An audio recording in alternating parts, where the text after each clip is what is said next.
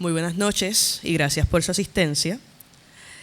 Francisca Ninat, nacida en Santiago de Chile en 1979, vive y trabaja en Santiago de Chile actualmente. Es licenciada en Arte en la Pontificia Universidad Católica de Chile, en Historia del Arte en la Universidad de Maryland. Tiene una maestría en Bellas Artes de Central Saint Martin's University of the Arts en Londres.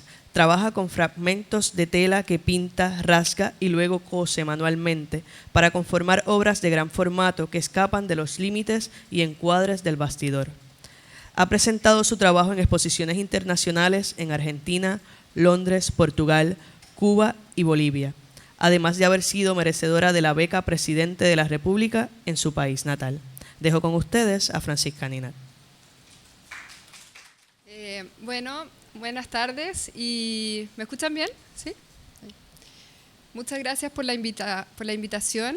Es un placer para mí estar aquí y en esta ciudad tan bella que es la primera vez que visito.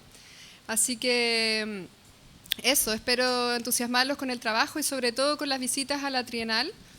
Y voy a partir aquí, bueno, la invitación era hablar de lo que es más de 10 años de trabajo visuales, y pensando, mientras preparaba esta conferencia en Chile, pensaba primero cómo la iba a titular: Ejercicios involuntarios. ¿Y a qué refiere esto? Esto tiene que ver un poco con las nociones de ir más allá de lo que podemos controlar, con aquellos atisbos que tienen que ver con una fluidez, con un escape de nuestra racionalidad, algún concepto por ahí un tanto freudiano de nuestra idea del preconsciente, del inconsciente, y tal vez cómo eso fluye en una obra de arte. Y mientras hacía eso, o sea, mientras pensaba en este como marco que se le iba a dar a la conferencia, hice un primer ejercicio, que es este que está aquí, muy simple, como verán, y común probablemente a todos.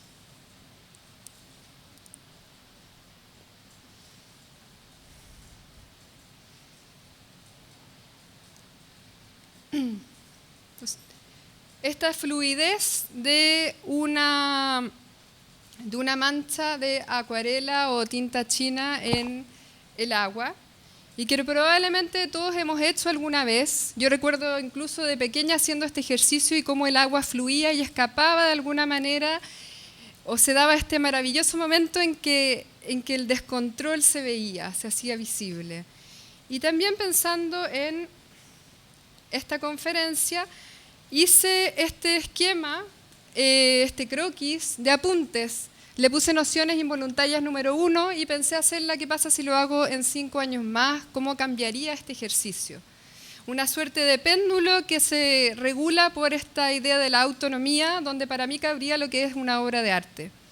Por un lado está toda esta idea un poco más racional, que tiene que ver con la experiencia, la identidad, la palabra, la continuidad, el hacer, el tomar una posición, el trabajo, la perseverancia, el control, la escritura, en esa misma idea de control, de dar tangibilidad a algo, la observación, la racionalidad, la finalidad, la vida, obviamente, pese a que están las dos partes, y por otro lado esta idea un poco más irracional, que tiene que ver con la experimentación, que para mí es esta fluidez del agua, el silencio, el caminar, el azar, la ligereza, el andar, el miedo, el otro, el día, el dónde, la aventura, el pigmento, el color, la sensualidad de la materia, por así decirlo, lo involuntario, el hacer, y cómo crear realmente este péndulo y ver cómo estas dos partes pueden realmente hacer este equilibrio para determinar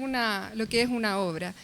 Entonces, pensar esta conferencia fue como traer a colación, como diríamos en Chile al menos, cómo mostrarles algo del trabajo desde esta manera, desde una experiencia más personal. Entonces lo que les voy a mostrar son algunos referentes que he utilizado, que vienen de distintos lugares, vale decir de artes visuales, pero también de literatura, para ir viendo cómo el trabajo ha evolucionado. Y este sería uno de estos primeros referentes. Esta es una obra de arte povera de Luciano Fabro. Entiendo que ustedes son estudiantes de artes visuales, así que arte povera probablemente lo conocen, este movimiento italiano de los años 60 aproximadamente, que trata de unir el arte o materiales cotidianos, materiales con materiales nobles, hacer de los materiales también que su propio peso, sus propias condiciones matéricas determinen el cómo son exhibidas o cómo se construye un trabajo. Pero en esto encontré una obra de, como les decía, de Luciano Fabro que se llama Sísifo, está en el Walker Art Center, y que tiene que ver con este mito griego, este castigo que recibe Sísifo por tratar de escapar al inframundo. Tal vez conocen algo de ese mito, en donde él le pide a su esposa que no haga los rituales fúnebres. Entonces, se los voy a contar muy simplemente, pero convence a Hades, o sea, al dios del inframundo, para que le permita volver a castigar a su esposa, dado que no ha hecho los rituales fúnebres. Y al volver al plano terrenal, él obviamente quiere seguir viviendo y recibe un castigo de los dioses por ello, que es subir una piedra a lo alto de una montaña, para en el momento en que llega arriba, esta piedra cae y rueda nuevamente abajo. Y este es un acto que sucede siempre. Esta idea forzosa de subir, en el fondo, llevando esta piedra para que inevitablemente caiga. Y hay un texto también, bueno, se han referido mucho sobre este mito, pero a mí me interesa justamente ese momento en que la piedra alcanza a llegar a la punta de la montaña y probablemente, como diría Camus, Sísifo encuentra un momento de placer, por decirlo, un momento que pese que tal vez él es ciego, él sabe que hay un paisaje ahí, sabe que ha vencido su destino ante los dioses y por un momento tal vez siente esa templanza, esa tranquilidad, pese que va a rodar nuevamente de nuevo y los dioses seguirán en este eterno devenir, en este eterno péndulo entre uno y otro. Entonces, es bastante terrible, por decirlo, yo sé que ustedes son estudiantes de arte, pero creo que el desarrollo de una obra de arte de un artista, en mi experiencia, se mueve mucho a través de ese péndulo, de ese forzoso caminar con una piedra que uno debe dejar ir, que hay un momento de templanza, de tranquilidad, pero que uno deja ir como el agua en esa mancha, en ese simple ejercicio de acuarela. Entonces, cuando encontré esta obra me hizo mucho sentido. Como la ven ahí, esta obra tiene bastantes aristas. Por un lado está la problemática de que esta piedra de mármol que lleva grabado el dibujo, el autorretrato de Fabro, que había que rodarla sobre harina para ver el retrato. En el Walker Art Center deben hacerlo una vez a la semana, entonces no hay perdurabilidad de la obra. Entonces esta idea de que es un tanto efímera, de que requiere este trabajo y que ya Luciano Fabro se identificaba de alguna manera con esta acción. Revisando también este trabajo en el mismo Walker Art Center encontré este otro trabajo que probablemente conocen, de Gabriel Orozco, artista mexicano, en que él denomina piedra que cede, y que es plasticina hecha pesando, o sea, del mismo peso que él hace rodar, o sea, que él lleva rodando por las calles de Nueva York hasta la galería donde va a ser exhibida. Obviamente la plasticina, al ir rodando de un lugar a otro, va adhiriendo todas las cosas, las partículas que hay en el camino, todo lo que va encontrando. Entonces esta también es como esta extensión de Sísifo, de que el artista debe empujarse hacia sí mismo, tiene todo este peso, esta carga, pero también va adhiriendo tantas cosas en ese camino.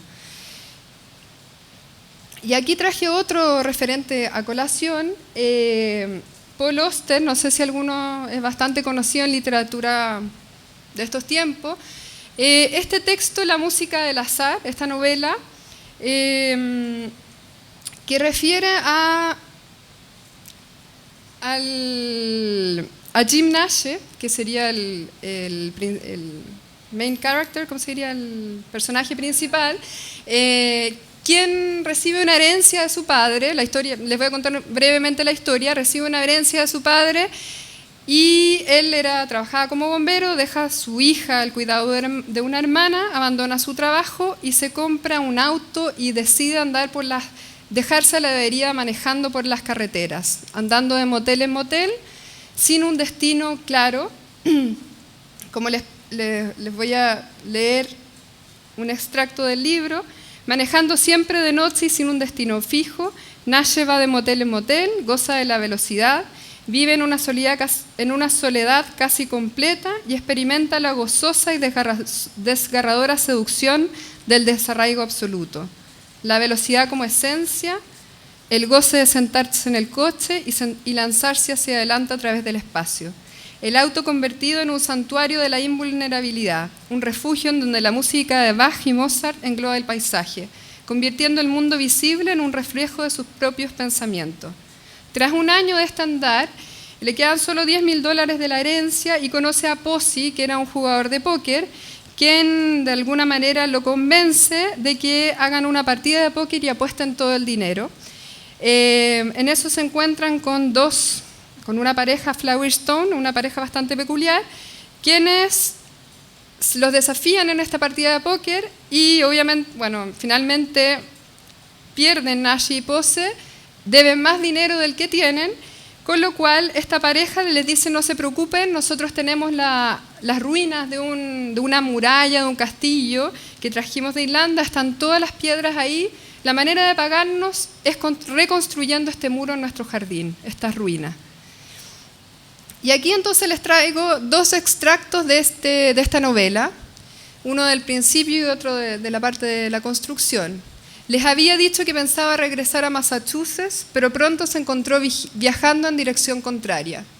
Eso ocurrió porque no vio la rampa que llevaba a la autopista, un error bastante frecuente. Pero en lugar de hacer los 30 kilómetros más que le habrían devuelto la ruta correcta, impulsivamente subió la siguiente rampa, sabiendo perfectamente que tomaba la carretera equivocada. Fue una decisión repentina y no premeditada, pero en el breve lapso que transcurrió entre las dos rampas, Nash comprendió que no había diferencia, que en última instancia las dos rampas eran la misma. Había dicho Boston, pero solo porque tenía que decirles algo, y Boston fue la primera palabra que le vino a la cabeza. Y el otro extracto: no es un trabajo tan malo, siguió Marx, por lo menos está todo ahí, delante de ti. Pones una piedra y pasa algo, pones otra piedra y pasa algo más. No tiene ningún misterio, ves cómo va subiendo el muro y al cabo de algún tiempo empieza a producirte una sensación gratificante. No es como secar la hierba o hacer leña, eso también es trabajo, pero nunca luce mucho. Cuando trabajas en un muro siempre tienes algo que enseñar. Entonces, no quiero entrar a analizar todo este libro en relación a lo que les hablo, pero yo creo que la idea es ir hilando cómo estos referentes de alguna manera hablan sobre la experiencia de hacer un trabajo visual. Aquí les pongo otra imagen de los últimos referentes literarios que les voy a mostrar, que es de Robert Walser, tal vez por ahí alguno lo conoce, es de los años 30, la verdad es un poco desconocido, pero influenció bastante a Kafka. Y esta es una imagen noticiosa de cuando se encuentra su cuerpo muerto, lo descubren unos niños, inmediatamente lo reconocen en la ciudad. ¿Por qué? Porque Walser todos los días salía a caminar. Era parte de su vida. Él vivía en un hospital psiquiátrico al final, los últimos años de su vida, y se dedicaba a escribir. Trabajó en distintos trabajos en un banco. Tenía una gran familia, pero finalmente terminó en este hospital y esta es la imagen con que termina su vida. Pero a mí lo que me interesa es uno de sus libros que se llama El Paseo, donde él sale a pasear y ante su mirada se alternan la belleza de la vida y el absurdo de las convenciones de la sociedad. Sin embargo, ¿qué era lo que hacía Robert Walser? Eran lo que él llama estos microgramas, que hasta el día de hoy siguen siendo descifrados.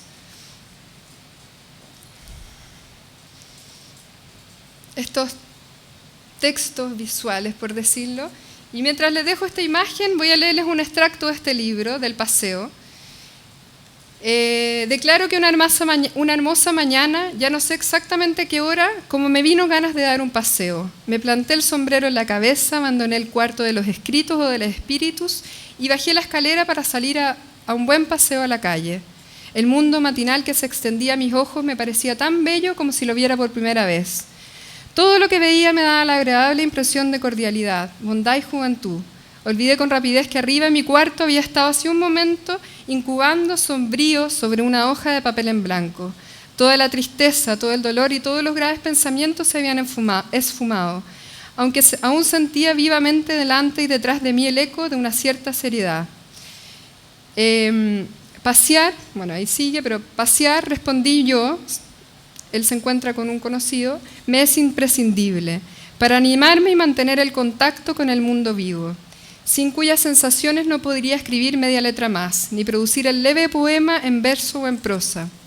Sin pasear estaría muerto y mi profesión, a la que amo apasionadamente, estaría aniquilada.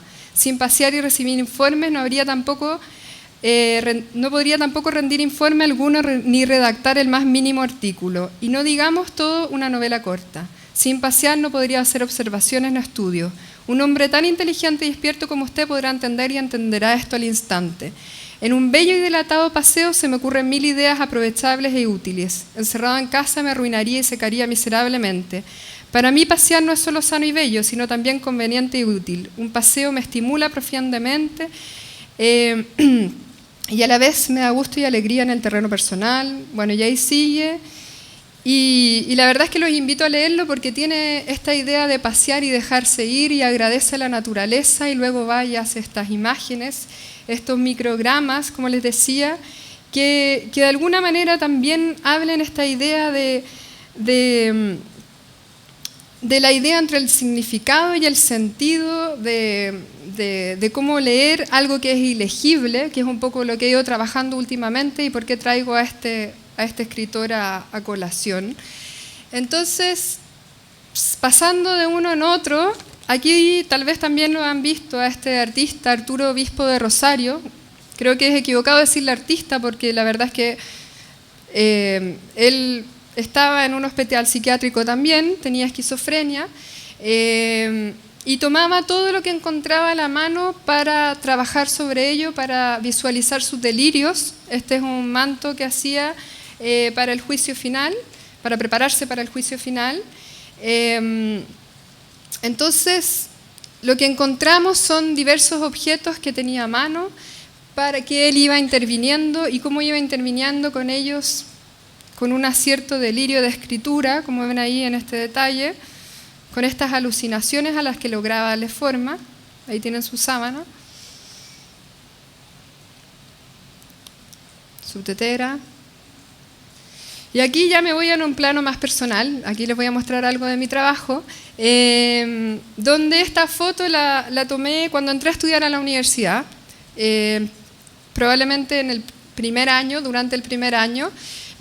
Me gustaba mucho la pintura, era lo que quería hacer, sin embargo me encontraba con una dificultad ante ello. Sentía que la pintura tenía todo un peso y una tradición que era difícil, ante la cual era difícil enfrentarse. Entonces, visceralmente tomé mis propias telas, las rajé y las volví a unir. Sin embargo, este gran cerro de fragmentos que hasta el día de hoy mantengo fue esta experiencia que he seguido trabajando y que al día de hoy, antes de venir, tomé esta imagen, probablemente unos 15 años después, donde hay algo ya de esta escritura, esta ilegibilidad de la escritura junto con la pintura, que es en lo que me encuentro ahora, siguiendo este mismo mecanismo. ¿Y de dónde partió este mecanismo? De, como les decía, este enfrentamiento con la pintura. Primero trabajando en ella como una suerte de corporalidad de la pintura, cómo sacarla del bastidor y volverla algo maleable, este cuerpo todo fragmentado, que al momento de montarla en el muro era el propio peso el que determinaba cómo se iba deshilando, cómo se iba desmembrando durante la exposición. por así decirlo, las costuras no eran capaces de sostener su propio peso. Entonces era un cuerpo bastante pobre, fragmentado, que se alejaba entonces de esta tensión del muro. Y también, inconscientemente probablemente, estuve trabajando sobre la escritura, pero por medio de la costura. Aquí, por ejemplo, está esta obra que tiene 10 por 4 metros, en donde había un ejercicio de voluntad para mí misma, el coser todos estos fragmentos.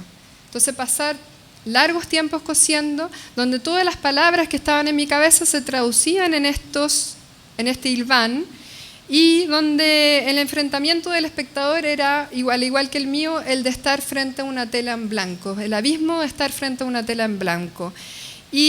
Pero también estaban estos espacios vacíos, que eran como estos vacíos de la memoria, donde todo este ejercicio de reconstrucción aludía también a una reconstrucción de alguna manera a lo Robert Walser, ilegible de todo este trabajo de historia personal. Y así, aquí les traigo como una especie de recuento de lo que he ido trabajando a lo largo de los años, seleccionando algunos trabajos. Esto es en Valparaíso, donde se me invitó a una exposición en un centro cívico, en la Defensoría Penal Pública, y yo seguía experimentando cómo, de alguna manera, rasgar la pintura, volverla un todo precario, ahí le pongo un espejo de lo precario, llevarla casi puramente al suelo.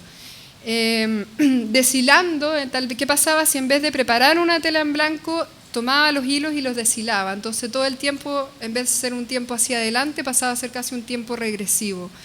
Para mí, hoy mirándolo desde el día de hoy, eran diferentes formas de escritura, que todavía eran bastante personales y trabajadas en un taller individual.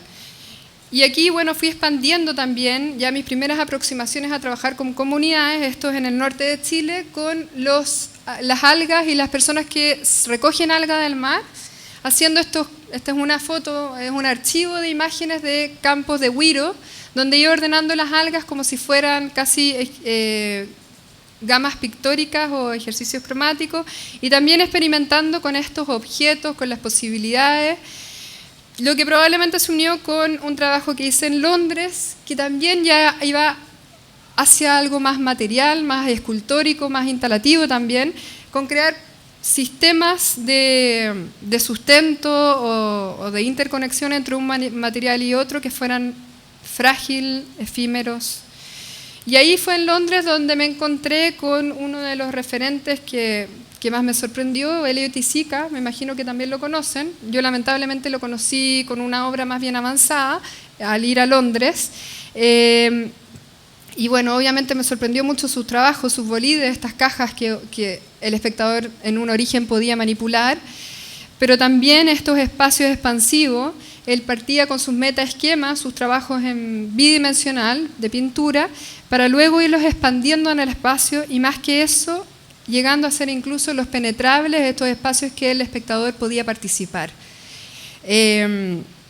Por ejemplo, este proyecto, Hunting Dogs Project, para mí fue muy interesante. No se hizo, está simplemente la maqueta, entonces se me hace más atractivo aún la idea de que es un potencial, tendría 80 metros por 80 metros, todo un recorrido para el espectador muy parecido a Tropicalía, donde el espectador, la idea era que pudiera habitarlo, pudiera pasar por zonas de arena, zonas cromáticas diferentes.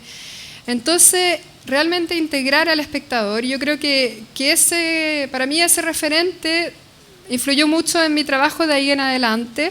Esta es una obra que también hice en Londres, un poco como recorriendo la ciudad, y tenía un tema con la identidad y con recoger material y hacer una idea de un trabajo de contención, un muro de contención, pero abierto, que integrara al espectador, que lo identificara un poco con la manera en que está construida, simplemente apilando un material sobre otro, pero también con materiales cotidianos, con restos de pinturas de las escuelas de arte, sacos de café, cartón, y se abría como un corte territorial que pasaba a ser muy integrador visualmente, generaba casi como un mareo visual con quien veía esta instalación. Y el sostén era el espacio mismo, la pared. Bueno, también hubieron obras más efímeras al momento de estar en el lugar produciendo un trabajo. Esto del Florence Trust en Londres es un lugar como de residencia, donde también está esta tensión en un espacio que uno va a trabajar un mes y cómo se involucra en este espacio cuando uno va por tan poco tiempo. Entonces trataba de hacer imaginarios de tensión. Y acá también hay otro punto importante que tiene que ver con lo que yo llamé esta serie de congelados, que son estos bichos materiales, por decir, donde iba recogiendo todos los fragmentos o resquicios de tela, de cartones, de restos de cosas del taller, y armaba esta especie de instrumentos que la idea es que el espectador pudiera manipular. Tenían una relación con el cuerpo, pero al mismo tiempo con la pintura, y son bastante rígidos, casi con una resina encima, lo que hacía que sin miedo se pudieran tomar.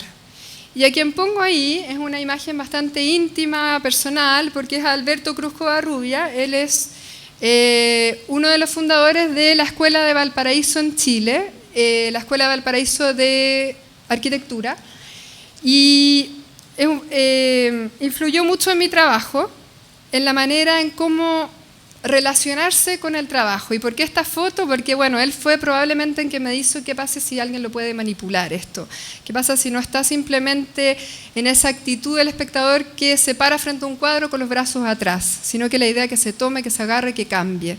Y ahí, bueno, también les traje algo de él por si no conocían esta escuela. Este es uno de sus croquis que hace en el bus recomponiendo el equilibrio del cuerpo para la soltura del dibujar y del escribir. Tal situación que reconvierte es la que conforma el orden gráfico del cuaderno, su disposición, la relación del blanco y del negro, el contenido de cada página. Es una escuela bastante peculiar porque desde su origen manda a sus estudiantes a observar. Utiliza como campo de experimentación la ciudad de Valparaíso, que es una ciudad a las orillas del mar. Y, por ejemplo, para que se hagan una idea, uno de los ejercicios que les dan a los alumnos es una imagen, una foto de una fachada dentro de esta ciudad, y tienen que ir a buscar esa fachada, tienen que ir a buscar esa casa. Entonces, la idea es recorrer, de pasear nuevamente, de simplemente observar e ir dibujando a través del croquis. Ahí tienen ustedes uno de los croquis de Alberto Cruz. Y la idea entonces de mostrarlo acá es ver cómo estas maneras de que a lo largo de los años el trabajo va cambiando y va mutando también por estos referentes nuevos que van apareciendo. La idea de esta escuela, este grupo de poetas y arquitectos, es basarse en la construcción de arquitectura a través de la poesía, de los actos poéticos que ellos llaman falene, y también de las travesías que hacen, que son viajes a lo largo de América, donde lo que están buscando es el mar interior de América. Quieren romper con la noción de que América fue descubierta, conquistada, por decirlo, más bien conquistada, y cómo pueden descubrirla, cómo se puede descubrir América nuevamente para ser refundada a través de su mar interior. Es un poco complicado para entrar en tanto detalle, pero sí es interesante ver las nociones que tiene esta escuela y también cómo pensar que este también puede ser un referente dentro de las artes visuales. Esta es una imagen de la apertura de los terrenos. Ellos trabajan en las orillas de Valparaíso,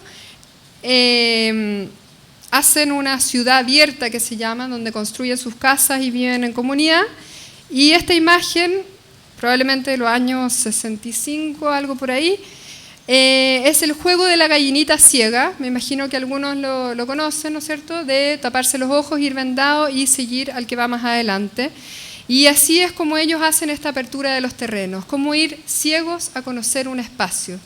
Y en esa ceguera ir realmente descubriéndolo de otra manera. Y cuando llegan a un punto final, se sacan la venda y ahí hacen un trabajo de ronda, que significa que es la relación del uno con el otro. Entonces, volviendo a lo que es mi trabajo, este trabajo en particular, que tiene que ver con la Vega Central, con el mercado en Chile, y también nace de esto de acá, que es un trabajo de Juan Francisco González, que es como uno, podríamos decir, uno de los primeros impresionistas en Chile, o quien sale del taller a ver la ciudad. Y la idea en el Museo de Bellas Artes era salir a la calle y ver elegir una obra del museo y tomarla como un punto de partida para hacer un trabajo. Esta fue la obra que yo elegí de Juan Francisco, y la idea era recrear esta obra, pero Juan Francisco es bastante emblemático como pintor chileno, entonces más que recrear su obra, la idea fue hacer un homenaje a este artista, al desborde pictórico que él realiza, pero también utilizando materiales cotidianos y generando como una idea expansiva, esta noción expansiva de su trabajo. Como decía el curador ahí, Ramón Castillo, se apoya en la puerta del museo con esta idea de salir afuera, como si fuera una mirada hacia el exterior. Y en este también salir a la calle o pasear, aquí les traigo otra imagen de una exposición que sucedió en la Galería de Florencia Lowenthal, que se llama Corte Leve, y fue interesante para mí porque fue justamente después de un terremoto que hubo en Chile, bastante fuerte, en febrero del 2010. Me tocaba hacer esta exposición y la idea de inestabilidad estaba bastante presente en todos. Habían réplicas, entonces como era un pie forzado de cómo hablar de eso sin obviamente banalizar o utilizar el terremoto mismo con todos los daños que había traído. Entonces lo que hice fue trabajar en esta fábrica de La Violeta, utilizando todos los remaches o las obras de hojalata para generar este campo visual. Al abrir la galería uno ya caminaba en la hojalata, y aprovechándome de que Chile no tiene como todo esto safety, no sé si como, la verdad es que uno puede un poco expandir los límites, porque la hojalata hay que pasar con mucho cuidado, entonces hay que tener cuidado al andar, las planchas estaban sueltas, y también habían estas especies de bichos escultóricos que ayudaban a crear un paseo, un andar dentro de la sala. Corte Leve tenía que ver con este resplandor, pero este cuidado al andar. La idea de inestabilidad, de que nuestros pasos sonaban también al caminar sobre la instalación. Ahí tienen algunos detalles. Luego seguí trabajando en video. Esta es otra muestra, Horas Blancas, Tierra Negra, que fue hecha en Kiosco, en Bolivia, y la idea era mover hacia el espacio y utilizar la idea de la naturaleza, principalmente, bueno, la primera imagen entre árboles. Eran 4 videos que se superponían, 2 a cada lado, y que mostraban cómo se iba cambiando la naturaleza con procesos, con actos de repetición. Una piedra que se pintaba negra, el andar con el nylon entre 2 árboles, y sobre todo el sonido que sucedía entre una imagen y otra. Ahí están las imágenes de los 4 videos. Esta, por ejemplo, era un sitio Iriazo, donde estaban botando una casa al lado, entonces una fábrica al lado, entonces el sonido que había era muy fuerte. Por otro lado estaba esta del lápiz grafito, que se aumentaba bastante el volumen. Entonces, como este escenario bastante cómodo que hice para que quien fuera a ver la muestra se pudiera sentar sobre estas mallas de tierra, pasaba a ser bastante agresivo. ¿Y cuál era la relación con la naturaleza? Y ya yendo como a las últimas partes del trabajo, está también esta idea que he ido trabajando últimamente, que tiene que ver con la comunidad. Me interesa mucho y por dónde partí, básicamente, es estos tiempos de espera y sobre todo estas ideas del inconsciente, de qué sucede en nuestra mente cuando estamos esperando. Y en eso empecé a trabajar en el Hospital San Juan de Dios, que es el primer hospital fundado en Chile, donde hay largas esperas de 3 a 4 horas, y la idea era invitar a las personas mientras esperan a hacer algo para matar el tiempo, pero al mismo tiempo para ir construyendo estos trabajos.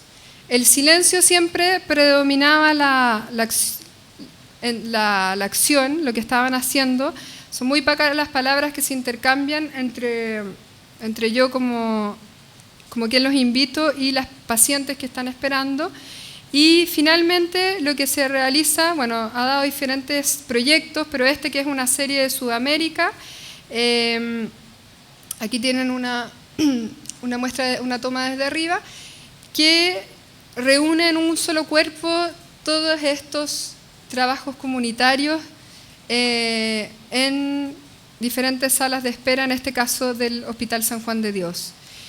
Y esta idea de las salas de espera, que se ha llamado ejercicios para matar la espera, ha tenido varias aristas. Por ejemplo, en esta, Matucana 100, donde se hacían objetos con materiales cotidianos y se iba viendo cómo un objeto cambiaba según el área médica en que se estuviese esperando.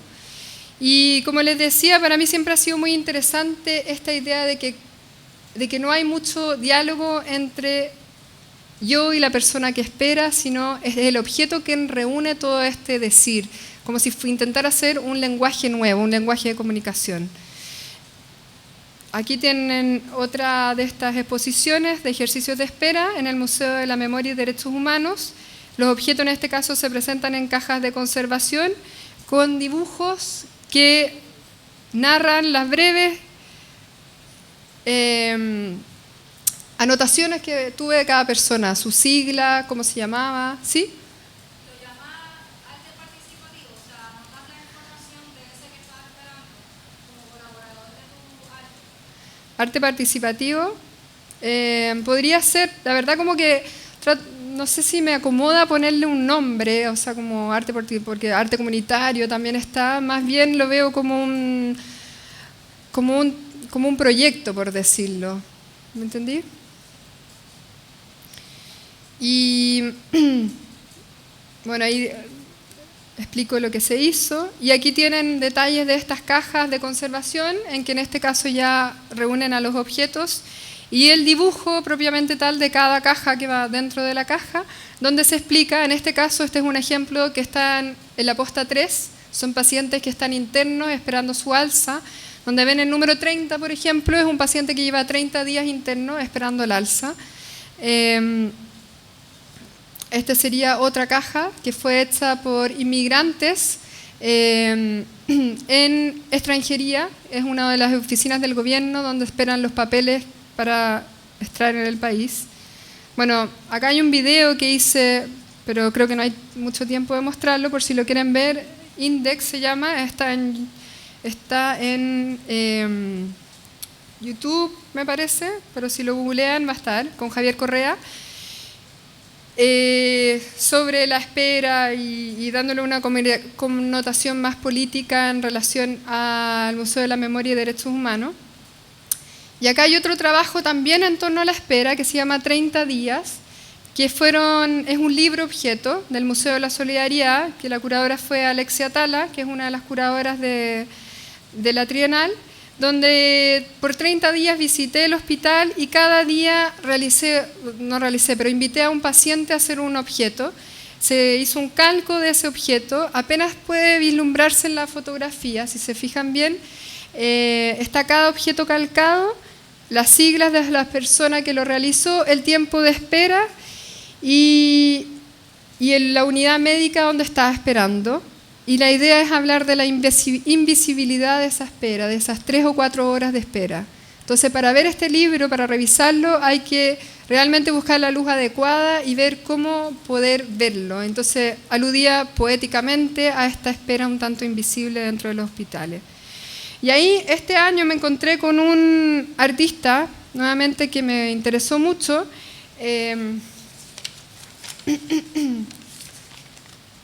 que... no quiero equivocarme,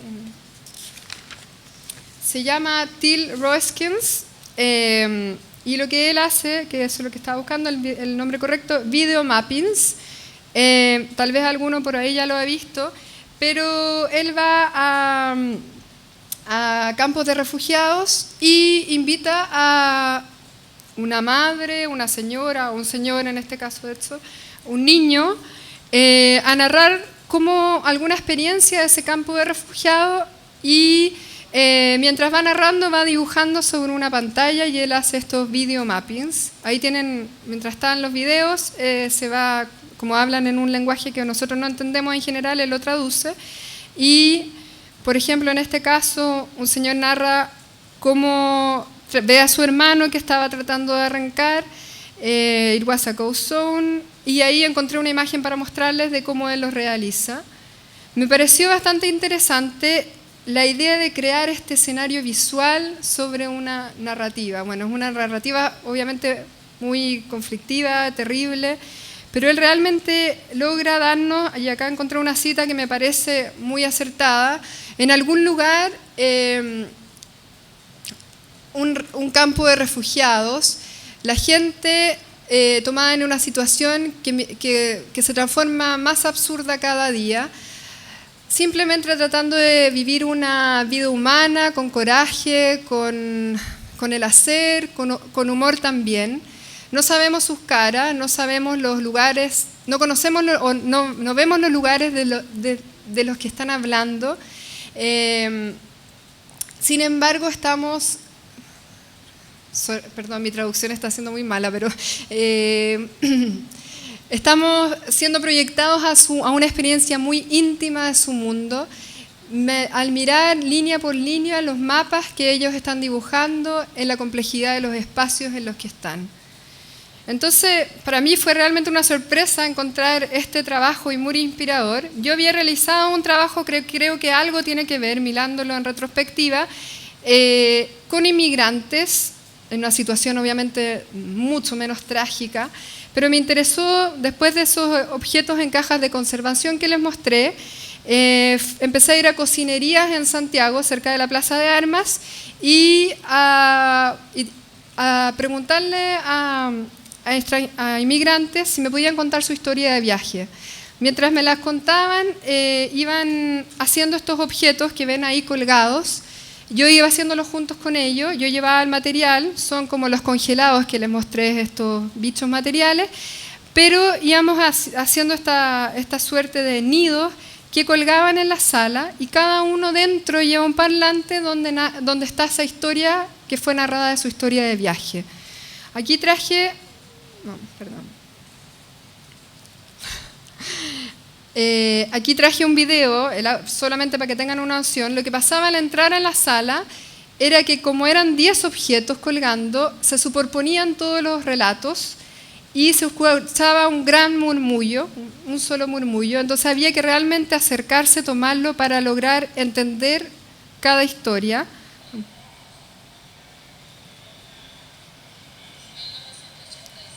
¿Escuchan algo, no?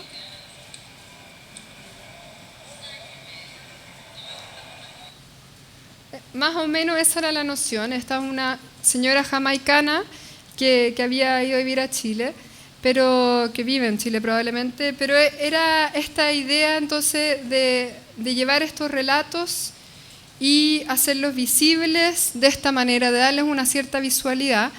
Este es el trabajo de una niña peruana, bastante sorprendente, la verdad, y ahí como ven arriba está este audífono que narra su historia.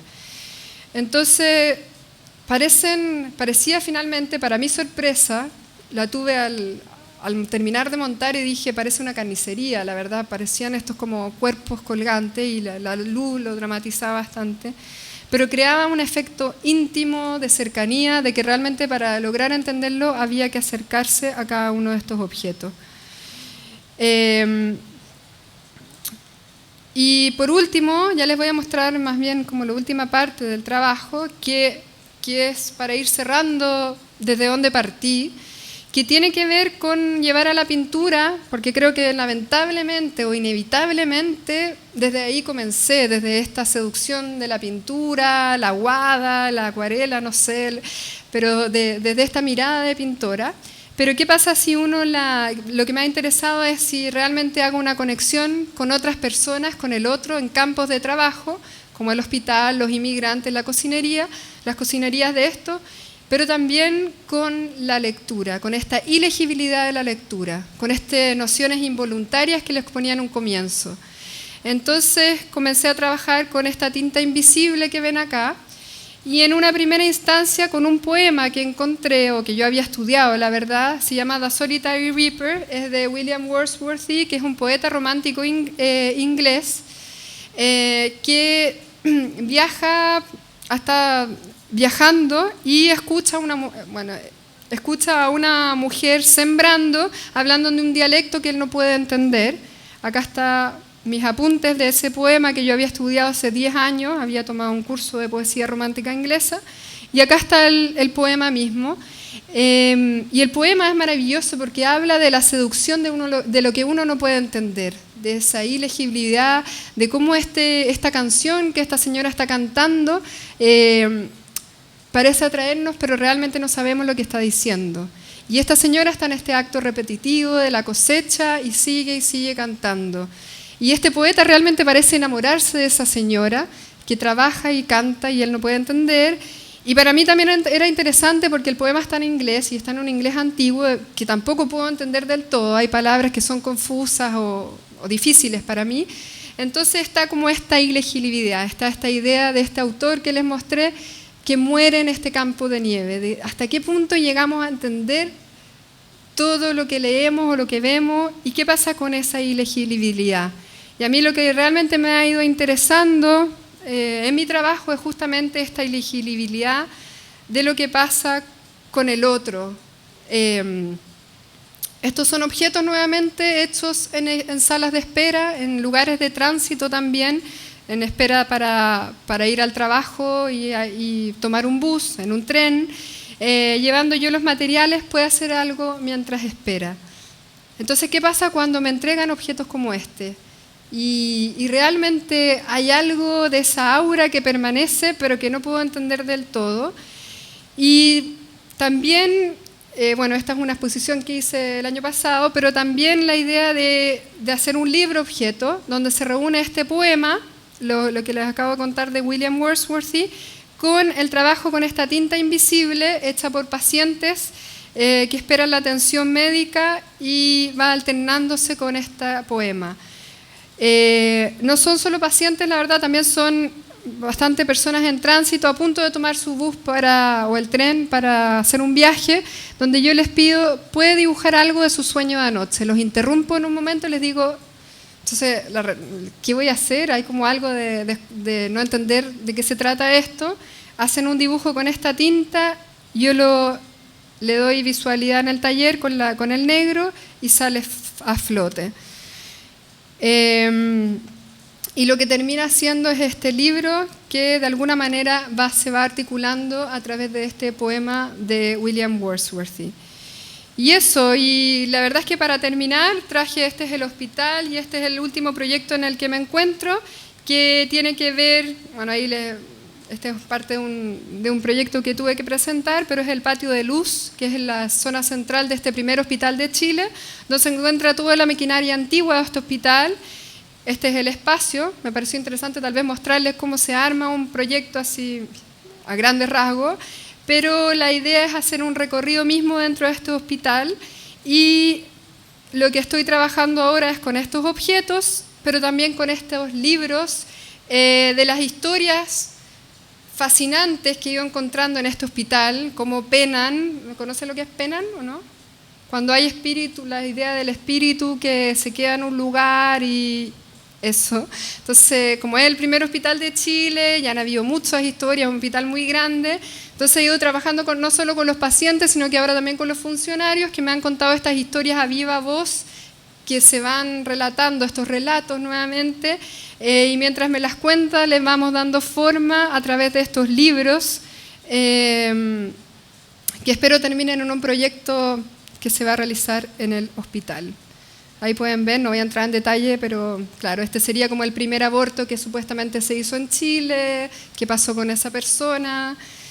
Y ya no les hablo más, pero termino con desde donde partí mientras me sentaba a anotar estas ideas. Y yo sé que no he hilado bien. Generalmente cuando he dado una charla, mi trabajo iba mostrando una primera exposición, la segunda, la tercera, la cuarta, la quinta.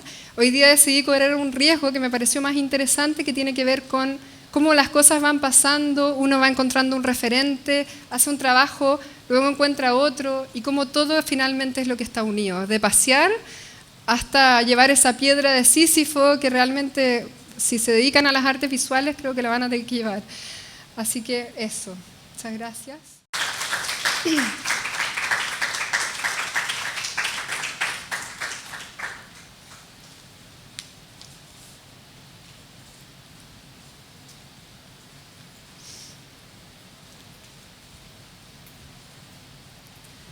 ¿Tienen preguntas para Francisca?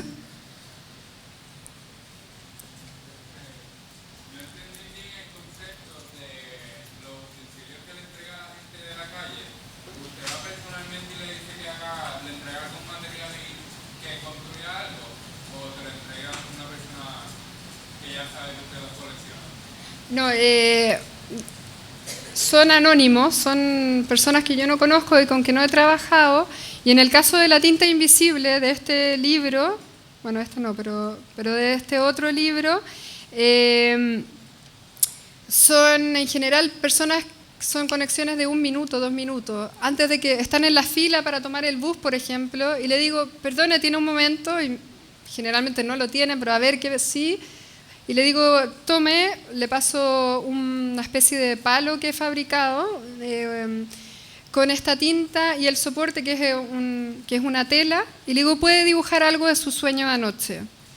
Y la idea de la pregunta es la extrañeza, juntamente, que haya esta noción involuntaria, en el fondo, de tratar de hacer algo y qué es lo que estoy haciendo y qué es lo que sale a flote. Pero son encuentros anónimos. Y en el caso de los objetos en el hospital también, la dinámica es diferente porque son espacios más largos.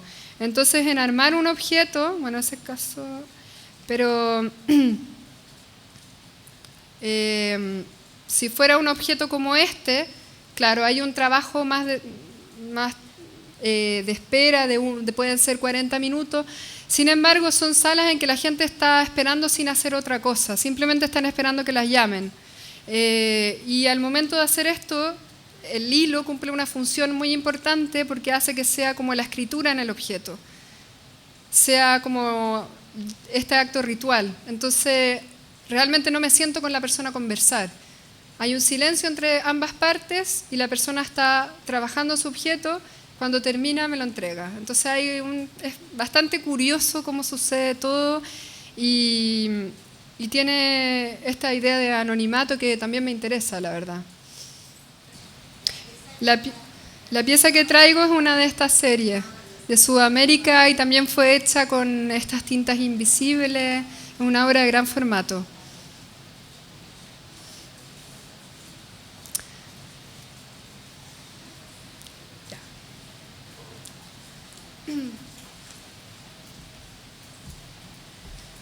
Muchas gracias, Francisca, por acompañarnos esta noche.